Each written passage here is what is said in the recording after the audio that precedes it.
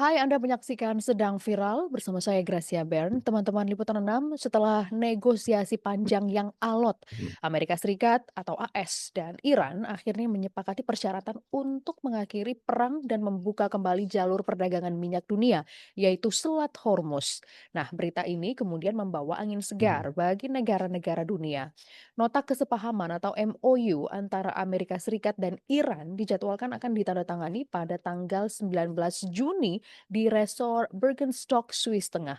Yang menjadi pertanyaannya, apakah kesepakatan ini cukup seimbang bagi kedua pihak untuk mendamaikan konflik dan apakah kesepakatan ini bertahan lama nantinya? Ini yang akan kita analisis bersama dengan Teuku Reza Syah, pengamat hubungan internasional dari Presiden University, sudah bergabung bersama kami melalui sambungan Zoom. Selamat pagi Pak Reza, saya langsung saja Pak. Amerika Terima Serikat kasih. dan Iran, ya, baik, Pak, Amerika Serikat dan Iran ini disebut telah mencapai kesepakatan yang membuka Mhm, jalan bagi normalisasi pelayaran di Selat Hormuz. mhm. Walaupun kita masih menunggu ya sampai tanggal 19 Juni nanti seperti apa peresmiannya.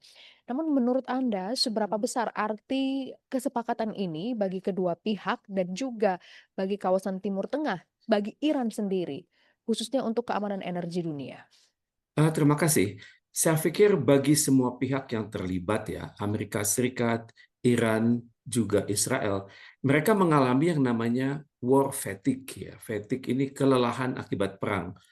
Amerika Serikat dan Israel menduga akan selesai kurang dari 1 minggu, tapi ternyata sudah lebih dari 100 hari. Terus terang Iran juga sangat berat. Jadi tampaknya semua pihak, terutama sekali Amerika Serikat dan Iran, sangat mengharapkan akan terwujud perdamaian. Syukur-syukur perdamaian adalah ujungnya, tapi di tengah jalan itu akan ada gencatan senjata, dan ujung-ujungnya lagi adalah stabilitas di kawasan Timur Tengah, kemudian mulusnya keluar masuk energi dari dan ke Selat Hormuz. Tapi kita hendaknya mewaspadai ya bahwa perjalanan masih panjang. Walaupun kita mengatakan ini Jumat itu 2 hari lagi, tapi mohon kita bersikap hati-hati karena kalau kita mengikuti kata kunci yang digunakan oleh Perdana Menteri Pakistan, Shehbaz Sharif, beliau mengatakan bahwa kata kunci beliau gunakan adalah the peace deal ya. Kemudian Donald Trump juga menggunakan kata kunci ceasefire agreement. Kemudian Iran sendiri, Deputy Prime Ministernya Kazim Gazibabeh menggunakan kata-kata agreement, kemudian juga to bring an immediate end to hostilities. Jadi di antara mereka sendiri masih memiliki kata kunci yang berbeda untuk itu ya. Tapi bagaimanapun ini adalah suatu start yang baik, awal yang baik, dan saya yakin sekarang sampai nanti 1 jam menjelang penandatanganan itu mereka masih berbicara detail tentang Hormuz, tentang nuklir, tentang lingkungan, tentang bagaimana Iran dengan Amerika Serikat ke depannya, pengembalian aset, kemudian juga jumlah biaya yang harus dibayar oleh Amerika Serikat sebagai pihak yang menyerang. Masih ada detail-detail yang belum disepakati, karena itu mereka masih menyebutnya dengan kata-kata kunci yang makro, misalnya peace of deal untuk Perdana Menteri Pakistan, kemudian ceasefire agreement untuk Donald Trump, dan juga Kazim Gazibadeh menyebutnya agreement bring immediate end to hostilities. Jadi mereka itu masih memiliki cara berpikir yang berbeda, tapi tujuannya sama. Tapi bagaimanapun juga ini adalah suatu start yang baik. Harapan kita adalah energi keluar masuk semakin baik, kemudian harga energi dunia semakin stabil. Karena kita perhatikan dunia ini sudah mulai rontok ini, bahwa antar negara sudah sangat mengedepankan individualisme mereka masing-masing. Demikian. Iya, ini menarik Pak. Tadi Pak Teguh bilang ada kata kunci yang berbeda bagi masing-masing pihak, kemudian masih ada detail yang harus disepakati. Jadi tergantung bagaimana tafsir masing-masing negara. Nah, kalau begitu bisa juga nih Pak ya, kemungkinan ada, maksudnya ada kemungkinan kesepakatan tidak terjadi malah di tanggal 19 Juni kalau hitung-hitungannya tidak cocok, tidak sesuai. Memang ada perbedaan psikologi ya. Iran berada pada posisi di atas angin karena mereka yang diserang. Mereka diserang lewat yang bertentangan dengan artikel 2.4 dari Piagam PBB. Mereka diserang. Kalau Iran menyebutnya kami ini adalah mustad'afin, kaum yang teraniaya, dianiaya oleh dua negara, Israel dan Amerika Serikat, disebutnya mustakbarin, itu pihak yang sombong, yang angkuh, yang semena-mena. Dan untuk itu Iran mengatakan kami yang bertahan habis-habisan, dan kami berhasil mengubah keadaan dari 1 minggu menjadi lebih dari 100 hari. Dan karena itu Iran sangat percaya diri ya. Dalam konteks ini dapat dimengerti Amerika Serikat itu dikejar setoran. Dikejar setoran karena masalah dalam negeri Amerika Serikat itu sangat besar. Ekonomi sedang menurun. Kemudian daya saing produk-produk Amerika juga berkurang di dunia. Kalau kita mengamati misalnya ada perbenturan antara Donald Trump dengan para mantan jenderal. Mereka menyebut Anda ini sudah tidak konstitusional, Anda ini melanggar hukum, kemudian Anda ini memimpin suatu lembaga yang sangat bagus, ini angkatan bersenjata kami, tapi Anda memimpinnya secara tidak benar. Kemudian juga ada kritik dari misalnya dari mantan direktur pada Counter Intelligence Amerika Serikat. Jadi dalam kondisi seperti ini Amerika Serikat dikejar setoran. Setoran pertama reputasi Donald Trump semakin turun. Kedua adalah reputasi Partai Republik semakin turun. Ada kekhawatiran kalau nanti pemilu bulan November mendatang itu Republik akan kalah dan selanjutnya akan ada ini pemakzulan yang diprakarsai oleh Demokrat karena mereka mulai menang di parlemen. Dan yang ditakutkan oleh Amerika Serikat selanjutnya adalah ini Amerika Serikat harus memberikan ini kado terbaik bagi negaranya karena tanggal 4 Juli mendatang itu hari ulang tahun Amerika Serikat yang ke-250. Karena itu Amerika Serikat sangat agresif membuka ruang dialog, dan Iran juga melihat sekarang ini Amerika Serikat sudah mulai melunak, misalnya tidak ada lagi kata-kata kunci misalnya akan menghabiskan peradaban Anda, kemudian akan membawa Anda ke zaman batu, juga tidak ada menyebut kata-kata pemerintah Iran sebagai teroris. Jadi bagaimanapun kita juga bisa berharap akan berwujud pada keadaan baik, tapi bagaimana itemnya ini masih dirahasiakan. Dunia hanya bisa menduga-duga, misalnya Iran mungkin mengalihkan nuklirnya atau menurunkan kapasitas nuklirnya, kemudian membawa ke negara ketiga, kemudian Amerika Serikat akan secara bertahap membayar kerugian yang Iran derita dari tahun 79, ada aset-aset Iran yang masih ditahan, kemudian masalah Hormuz itu masih belum jelas apakah Iran berani mengatakan kami memiliki kedaulatan penuh di Hormuz, walaupun kenyataannya ini tidak sesuai dengan United Nations Convention on the Law of the Sea. Jadi masih sangat cair. Bagaimanapun kedua negara mencoba maju terus-menerus. Demikian. Oke, Pak. Lalu itu tadi tentang politik dalam negeri Amerika Serikat juga yang menjadi faktor ya. Bagaimana kemudian respons negara-negara Teluk ya seperti Arab Saudi, Uni Emirat Arab, Qatar, dan Oman terhadap rencana pembukaan kembali Selat Hormuz dan juga menjelang kesepakatan ini? Kalau menurut Anda, apakah mereka memandang ini sebagai peluang atau justru juga masih menyimpan kekhawatiran karena ada konflik di Timur Tengah yang sudah terbangun selama ini, Pak? Tepat sekali ya, karena negara-negara Teluk itu sudah mulai merasakan bahwa selama ini sebelum tanggal 28 Februari mereka dilindungi oleh Amerika Serikat. Tapi ternyata Amerika Serikat tidak bisa melindungi pangkalan Amerika Serikat yang ada di situ, juga Amerika Serikat tidak bisa melindungi Israel, Amerika Serikat juga tidak bisa melindungi kapal-kapal perangnya yang bertebaran di Timur Tengah. Ini membuat negara-negara Teluk itu dalam satu sisi mereka masih mengharapkan Amerika Serikat, tapi pada saat yang sama juga mereka melihat bahwa Iran itu sudah tidak kalah lagi. Mereka berada pada posisi bahasa Inggris itu limbo di tengah-tengah, ingin tetap bersama Amerika Serikat tapi tidak mungkin karena mereka memperhatikan kalau Israel yang semakin kuat, yang akan terwujud adalah prospek Israel Raya atau Greater Israel yang akan mencaplok wilayah-wilayah sekitarnya, mulai dari Mesir, Lebanon, kemudian Turki, kemudian dari situ masuk ke wilayah-wilayah lain seperti Syria, kemudian nanti masuk ke Irak, nanti ujung-ujungnya berbatasan dengan Iran dan Arab Saudi. Jadi negara-negara di Timur Tengah tersebut sangat berharap sebenarnya ada kondisi yang namanya status quo, tapi membawa keamanan bagi mereka. Karena mereka itu bukanlah bangsa-bangsa yang entrepreneurial. Mereka sangat tergantung pada energi mereka untuk diekspor. Beda dengan Iran. Iran bisa menggunakan jalur Hormuz, tapi juga Iran bisa menggunakan jalur Kaspia. Iran bisa membina persahabatan dengan negara-negara di Kaspia, bahkan sampai Rusia. Tapi kalau negara-negara Teluk tersebut akan kerepotan karena mereka sudah terlanjur dikenal sebagai mitra strategis dari Amerika Serikat. Tapi paling tidak ya, mereka melihat Iran yang ada saat ini adalah semakin demokratis. Pada saat yang sama mereka juga mulai membuka dialog. Kalau selama ini mereka dimainkan oleh Amerika Serikat akan isu Sunni dan Syiah, tampaknya Mhm. sekarang Sunni dan Syiah itu sudah berkurang, dan tampaknya ya dalam kondisi seperti inilah kita berharap banyak ide-ide baru. Kita perhatikan Sekjen PBB berharap, kemudian juga negara seperti Pakistan, kemudian Oman itu juga mendukung perjanjian tersebut.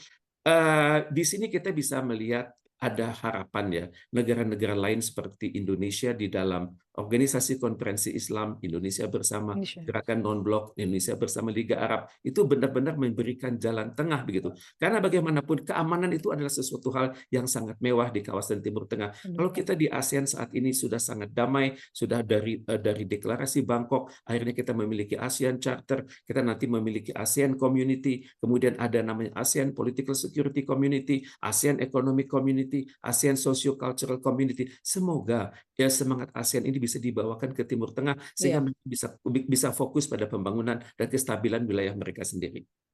Baik, baik. Nah, lalu Israel ini disebut tidak menjadi bagian dari proses perundingan antara Amerika Serikat dan Iran. Kalau dari analisis Bapak, seberapa besar posisi Israel ini dapat kemudian mempengaruhi keberlangsungan kesepakatan antara Washington dan Teheran? Memang Israel itu kesal ya, karena mereka melihat bahwa mereka terpinggirkan oleh Amerika Serikat. Kemudian hal ini memang diakui oleh Benjamin Netanyahu sendiri, bahwa perjanjian itu tidak mengikat mereka. Dalam hal ini mereka bukanlah para pihak dari perjanjian tersebut ya. Kemudian juga Israel itu kalau kita lihat elit-elitnya seperti National Security Minister namanya Itamar Ben-Gvir, dan juga Benjamin Netanyahu mengatakan apapun hasil dari perjanjian nanti kelak di Geneva, operasi-operasi kami untuk menghadapi kelompok-kelompok pro-Iran itu masih bertahan.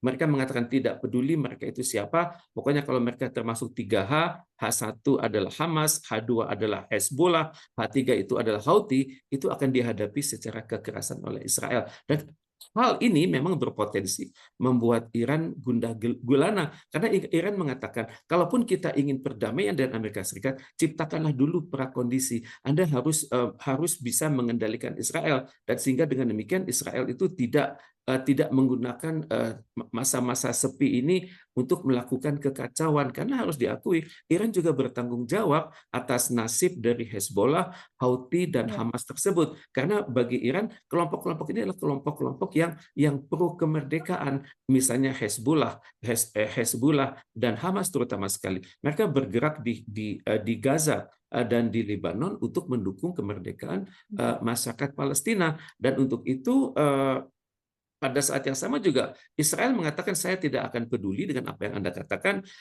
Bagi kami apapun perjanjian itu tidak membatasi hak kami untuk kebebasan. Bahkan Netanyahu menggunakan kata kunci preserve its freedom of action. Kami akan terus bergerak, karena bagi Israel Iran yang di atas angin ini berbahaya. Iran ini bisa berpotensi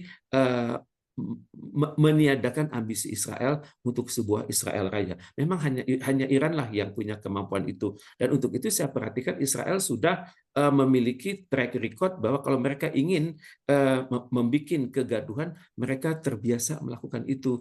Misalnya mereka Mhm. biasanya seringkali kita perhatikan pada tahun 2018, pada saat Iran dan Amerika Serikat dan Oke. negara-negara tergolong Joint Comprehensive Plan of Action sudah berhasil menyepakati butir-butir kesepahaman terganggu, kemudian juga tanggal 28 Februari lalu juga terganggu. Jadi untuk itu kita berharap Amerika Serikat mampu menekan Israel untuk tidak mengganggu perjalannya perdamaian ini.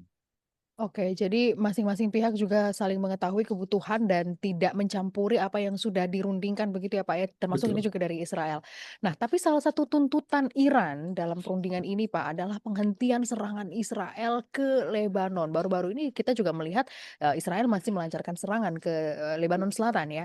Jika syarat itu dilanggar, apakah terdapat potensi pecahnya konflik baru yang dapat menyeret kembali nih Amerika Serikat dan Iran ke dalam konfrontasi?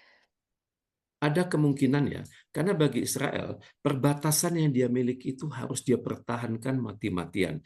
Jadi walaupun Mhm. perbatasan dengan Lebanon itu dapat dikatakan kecil, Tapi bagi Israel itu sangat penting karena ini untuk mengawal eksistensi Israel. Israel selalu berpikir dari skenario terburuk. Dia tidak mau ada kelemahan nantinya dalam perjanjian-perjanjian perbatasan. Dia punya perjanjian perbatasan dengan Mesir, perjanjian perbatasan dengan Yordania, punya perjanjian perbatasan dengan Suriah dan juga Lebanon. Dia tidak mau itu terganggu karena bagi Israel kalau perbatasan kami diganggu gugat, maka ini akan mengundang reaksi atau chain of reaction Hmm. dari negara-negara lain karena mereka sudah melihat bahwa dalam perang yang 100 hari ini Israel itu sangat kelabakan. Jadi untuk itu saya perhatikan Israel akan tetap ngotot mengendalikan perbatasannya dengan Lebanon karena kita perhatikan di ujung sungai tersebut itu sudah ada pemukiman Yahudi. Konon jumlahnya sudah lebih dari 10.000 dan mereka tuh sangat agresif dan untuk itu kalau Benyamin